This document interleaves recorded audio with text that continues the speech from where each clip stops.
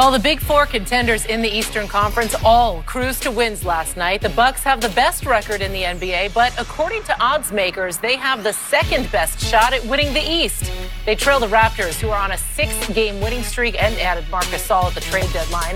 The Celtics and Sixers have the next best odds to win a conference that has been dominated by LeBron for the past 8 seasons. So Brian Scalabrine still joining us in studio, but we are going to start with you, Chris, on this one. With LeBron out of the East, who's the team to beat? I think the top of the East is great. In fact, I would argue that after Golden State, the next maybe 3 best teams, Toronto, Milwaukee, and Boston, are in the East. So it's a lot tougher this year. I think all those 3 are like this. But if I have to pick one, and I don't put Philly on their level, I think there's a notch below. Even after the trade? Yeah, because I don't think Simmons and Embiid are ready mentally to win at a high level. I don't think they can beat Boston. I mean, you've seen it now. They're 3-17 against Boston in the last 20 games, and I just think they get out-executed and out-grinded and out-coached down the stretch of those games. But if I have to pick one team in the East, I'm going with Milwaukee. I'll give you a few things. They got the best player, I think, in the conference in Giannis Antetokounmpo. They play defense. They do it all. They play defense, then offensively, they can shoot the 3. They make the 3rd most amount of 3-pointers in the league. They can score inside because Giannis will post sometimes. They can drive because Giannis will drive. They are the only team in the NBA in the top 5 in defensive efficiency and offensive efficiency. I look at Toronto. I like them a lot. But I don't know if Kawhi is just sitting out for rest, but now they're talking about a sore knee. Maybe that's just something they threw out there. But he's missed 16 games. I wonder, may he have to miss a playoff game here or there. I look at Kyle Lowry, too. His body seems to maybe be breaking down a little bit. Boston, I think their biggest challenge is the internal kind of squabble of, are we Kyrie's team or are we this egalitarian, equal opportunity group where everybody's doing their thing, and are the young guys fully buying in to Kyrie as the leader and number 1 guy? So for those reasons, I like Milwaukee. Look, they have the best road record in the NBA. This team is, and Mike Budenholzer is a good coach. Remember a few years ago when he took that Atlanta team to 60 wins, they didn't really have a perennial all-star other than Al Horford. So they've got all the boxes checked. I won't be surprised if Toronto or Boston wins it, but I'd pick Milwaukee. See, I love Toronto only from the standpoint of, A, 13-3 when Kawhi is taking his rest. So it's not just about him and they have other people contribute. And number 2, Kawhi brings you that experience that a guy who won a championship, who won an MVP, who in the big moments, there's no question where the ball's going and what you need to get from him. So I like Toronto. And all the points you made about Milwaukee's fine. I'm just not sure in the big game, in the big moment yet, that he's going to be that guy. You got to look at growth. Like, when you're looking at these teams, who is going to grow the most in the playoffs? Who's going to raise their level?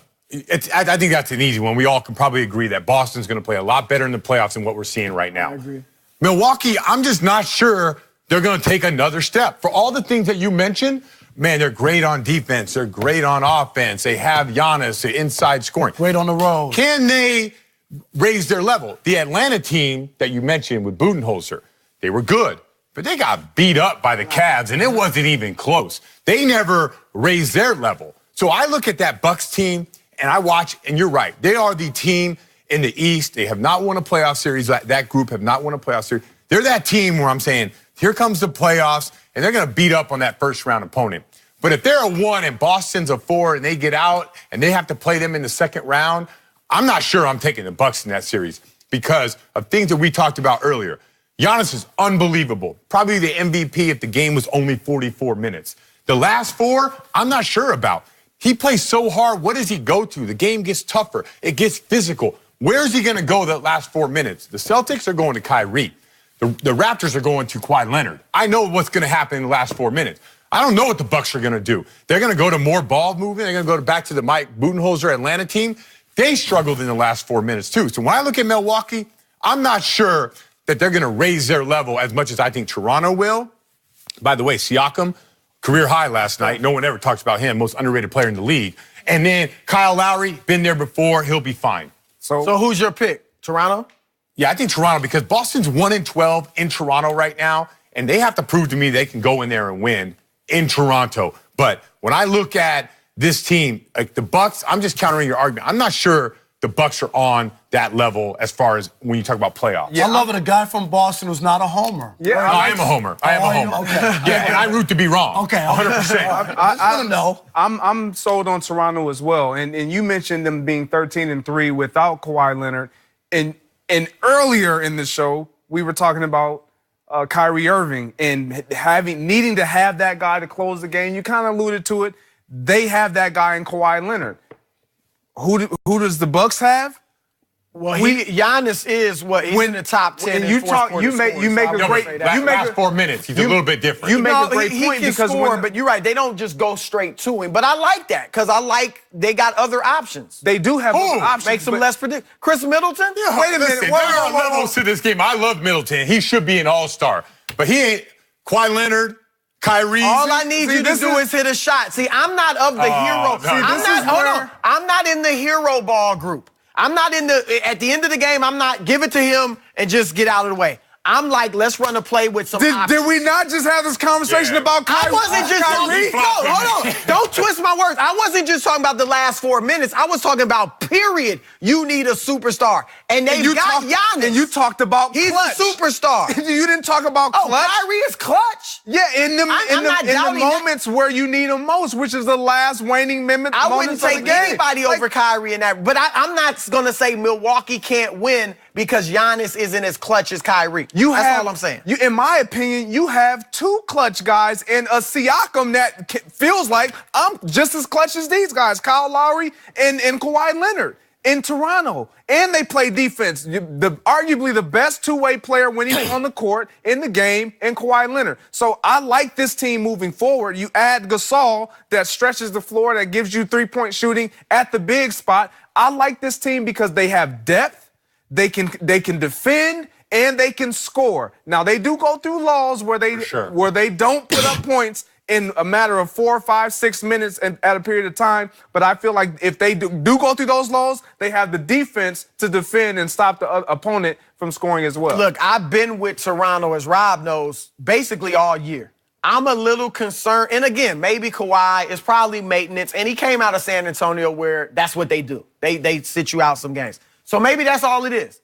But I'm just a little bit concerned at that we're this deep in the season and I still see him sitting out these games. And I think Kyle Lowry, if you look at his production, it was higher early than late. And he's not been great for the most part. He's had his moments in the playoffs, but he hasn't been great for the most part in the playoffs. And by the way, I know it's regular season, but Milwaukee's 3-1 against Toronto. They're 5-2 against those other top teams, including Philly. Things get a little tighter when the playoffs. Nah, you're right. And you make a good point. You're right. I mean, we know Boston's going to raise their level.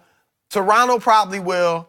We have yet to see it with Milwaukee. They got Kyrie, they got Kawhi, and Danny Green, champions. So Milwaukee's got an uphill battle, but I like I'm interested on your take on this. Kawhi Leonard is sitting out because I think it's a concern too, personally, from a fan, not knowing how things go internally. Like, is this Kawhi Leonard just saying, I'm not playing, or is he really hurt? No, I think I think this is an easy one. With Kawhi Leonard last year, I think he felt that San Antonio was forcing him to get out there. You remember the comments that Tony Parker said about, hey, I had an injury, I'm older, I came back, and you weren't playing. So I think with Toronto, and I don't know this, but anytime you got an injury issue, go ahead and sit out because we take care of our players. We care about you for the long term. I think they're selling that to him, and I don't think it has to do with this year. I think it has to do with his free agency. To try to write. Yeah, especially, yeah. Like we care about you long term. It's not just about this. We're not going to sacrifice you going out there and hurting yourself for us to have home court advantage. Whatever it is, take all the time you need. We want you here next year. I have nothing to do with this year. All right, guys. Why did we not talk about Philly? They made that trade. How can we not talk about Philly? Bring them on. Well, this is my problem with Philly, and I pull for Philly. Like, I would love to see them come out. I don't think they have a leader yet on the court. I think Butler's deferring a little bit, and he's had problems with leadership. They got Tobias Harris pretty much nothing. Right. No. So how is that not? How are you adding an all-star? You got 4 guys. And not They've upgraded talent-wise, but have they upgraded between the eyes, the ears? I mean, that's my only question. I just don't think Ben and Joel are ready yet. We brought up the other night against Boston. They're down 4 with 3.5 minutes left. What does Joel come down to do? 4 seconds into the shot clock, 3-pointer. Yeah. Stuff like that, it will lose against Boston. Sure. Now, they'll have a better shot, I think, against Toronto and Milwaukee than against the Celtics. No, that's what I think. The interesting matchup is going to be who they play in the second round, who Boston plays in the second round. Well, they better hope they don't get Boston in the first round. Right now, that's the match. Nah, but Indiana, 4 or 5. Indiana eventually is going to fall out of there. I know they are, but eventually the NBA, like, you don't have big, you're eventually going to fall off. Right? How well they play. They're a tough team. shockers. Yeah. Remember, the Lakers lost by 42 to them. Yeah, you keep Well, bringing that LeBron up. played in that game. Jeez. LeBron played in that game, too. First game back I'm after just saying. 18. Jeez. Cal, thank you for hanging